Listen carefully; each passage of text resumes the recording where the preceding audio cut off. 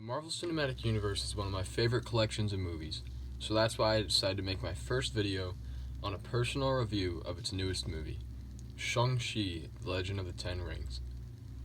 Now I know the title says this is just a review, but on this channel we are going to review videos a little differently.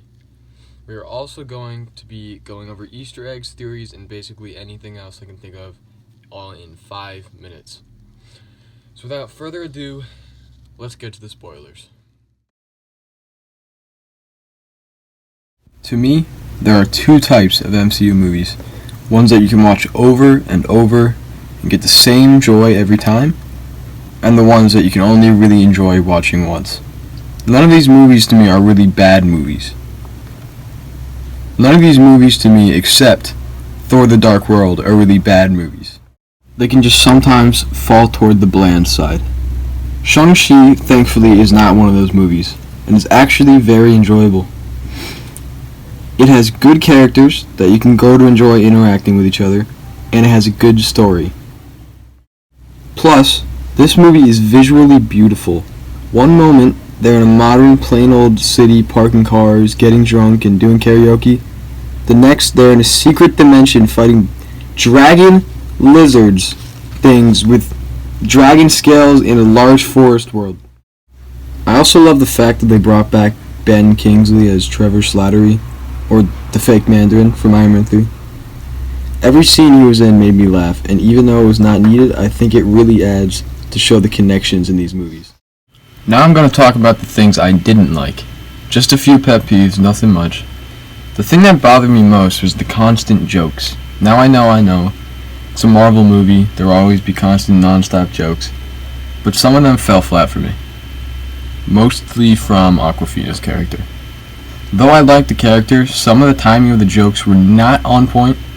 Something serious would be happening, and then she'd make a joke, which wouldn't be as funny because someone is about to die or something. Also, some of these characters should have had way more screen time. There was this really cool looking dude with a mask that did some cool stuff and then just died. What?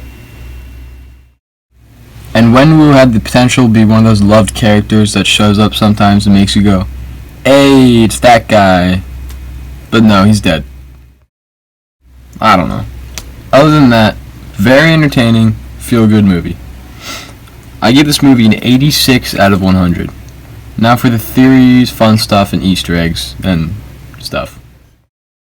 Other than the obvious Abomination appearance and this guy in the background who seems to be one of the experimented on people from Iron Man 3, the only things I could find to talk about in this segment are from the post-credit scene, so it's going to be this short this time. The post-credit scene has Shang-Chi and Katie with Wong in the Sanctum Sanctorium talking to Captain Marvel and Bruce Banner. Yes, Bruce Banner, not Professor Hulk, just Bruce. More on that in a second. About the 10 rings and what they are. No one in the scene seems to know in any way what they are, just that Wenwu found them thousands of years ago. My theory is that it has something to do with the Eternals.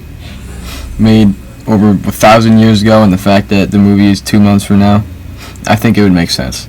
Plus, it just fits their style. The last thing I noticed was that Bruce, in his plain old puny Bruce, I think this is most likely for the sake of She-Hulk's budget, so they don't have to go to CGI She-Hulk, Hulk, and Abomination every episode.